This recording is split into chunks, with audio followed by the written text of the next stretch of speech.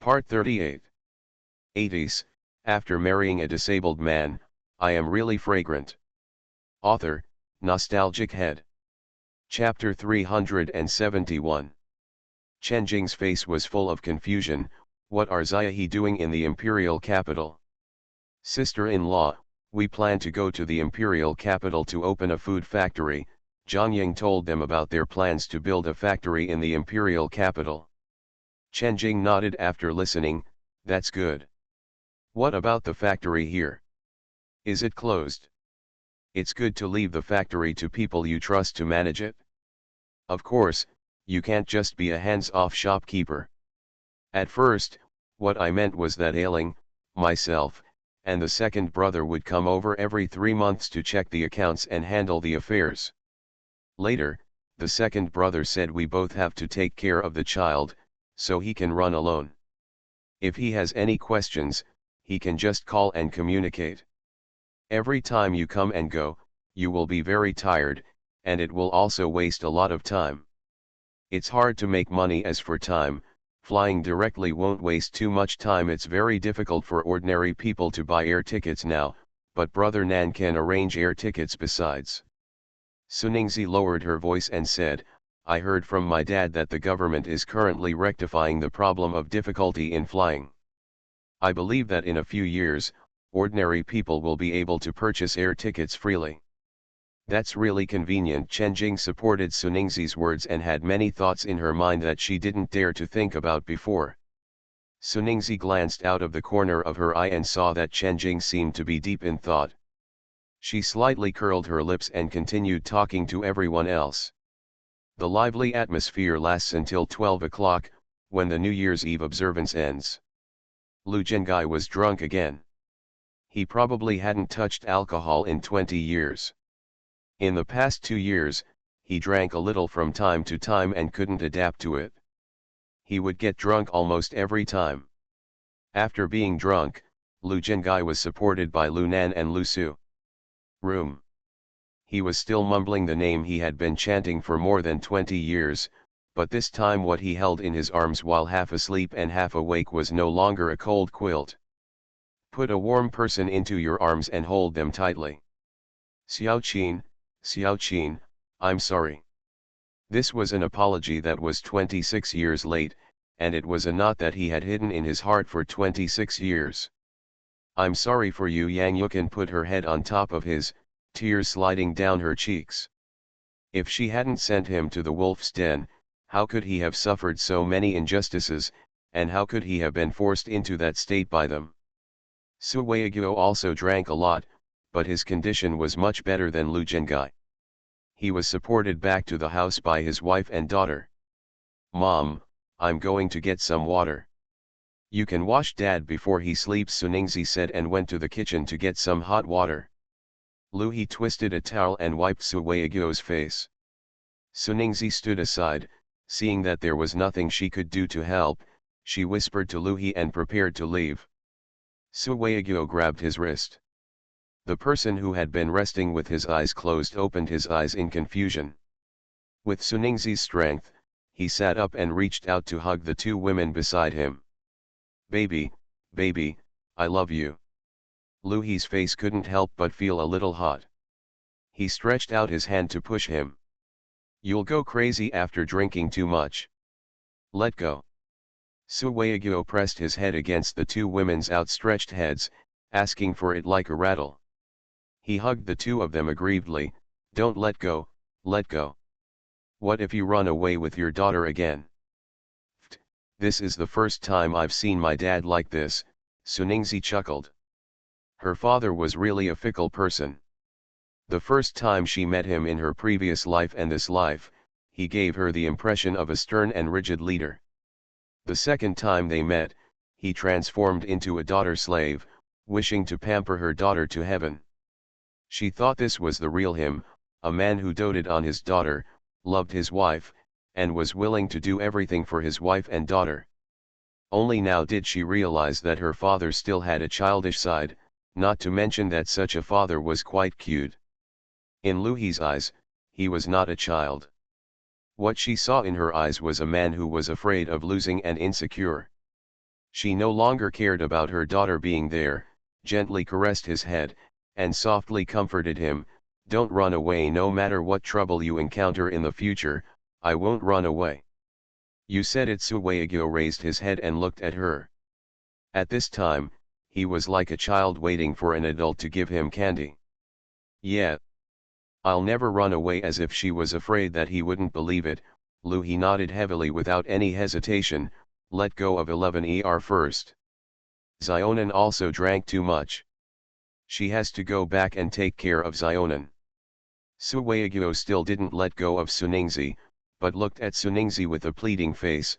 Baby, you have to help Dad take care of your mother. Dad can't lose you mother and daughter again. Okay, Suningzi nodded. The person who was smiling a second ago turned red-eyed at this moment.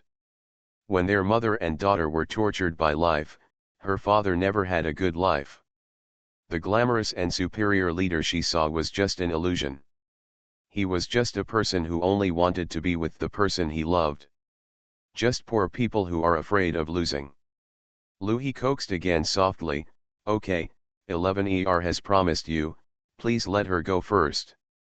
Sueagyo obediently let go of Suningzi, but still hugged He tightly and refused to let go. Go, baby. Go back and accompany your husband. Dad tells you that although that boy is not good enough for you, he is good, it's good for you, you have to cherish it, you know. He is the person most worthy of me. Suningzi corrected her stubbornly, said hello to He and left the door. She could understand that in the eyes of her father, no one was worthy of his daughter, so she would not. She was angry because of what her father said, but she had to let her father know that Lunan was the one who was worthy of her. In the room, the two children had been put to sleep by her long ago. Lunan lay on the bed sideways with his clothes on, supporting his face with his hands, and looked at the two little ones sleeping soundly. Hearing the footsteps, he turned around and saw her coming in. He immediately stood up and prepared hot water. He twisted a towel with cold water and handed it to Suningzi. My wife, wash your face first. Not drunk, Suningzi took the towel and washed her face.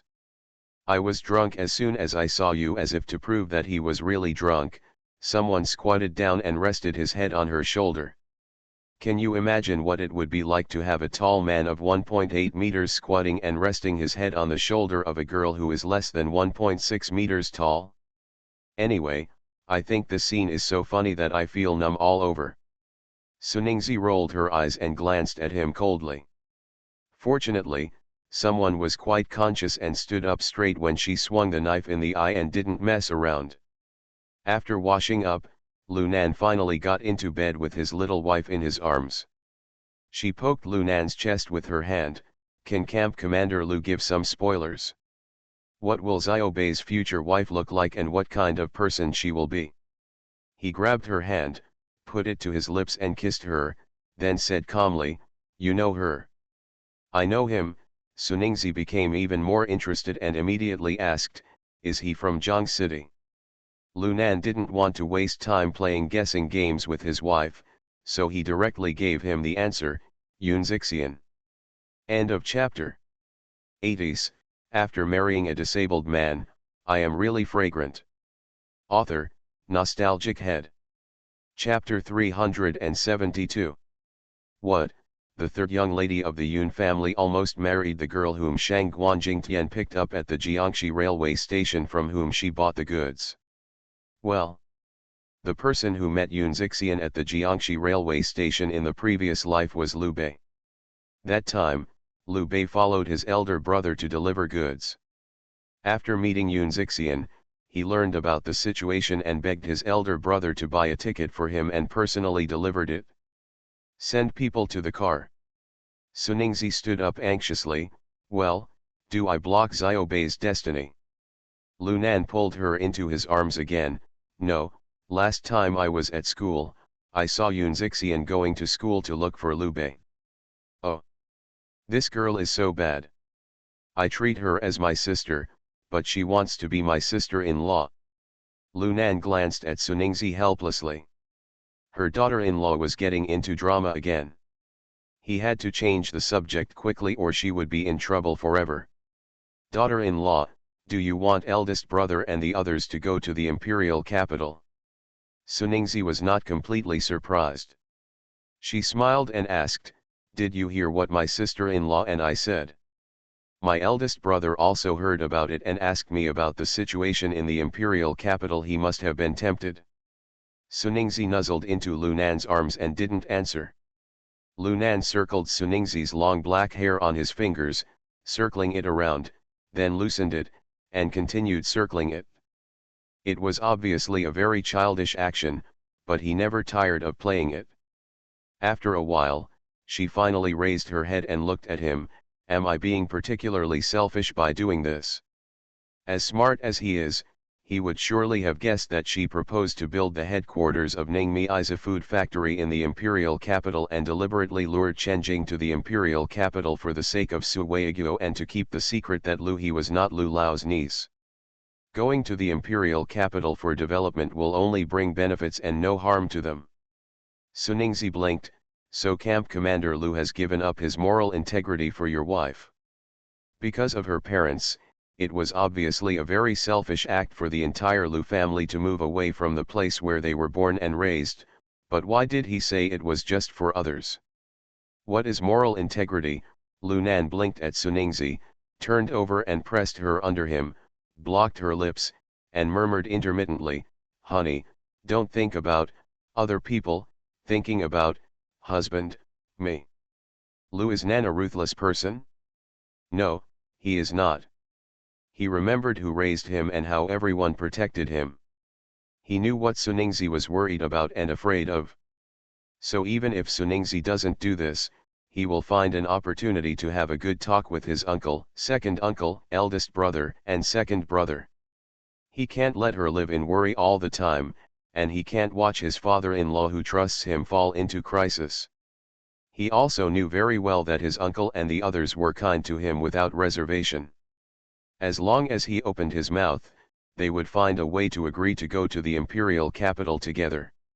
He just didn't expect that she would move faster than him and use a better method. This is good.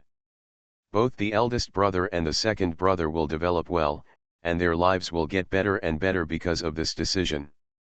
His precious wife will be doubly kind to them because of the plot against them, and try her best to help them. This is obviously a good way to get the best of both worlds, and he has no reason to stop it. Everyone gets drunk when the wine is not intoxicating, and when the flowers are not charming, people are fascinated by it. A faint smell of alcohol entered her mouth. She looked at him with half-squinted eyes and subconsciously grabbed his shoulders with her hands. He smiled on his lips and covered her eyes with his hands. I never taught you that you should close your eyes when kissing. You have never closed up. I like seeing you emotional look.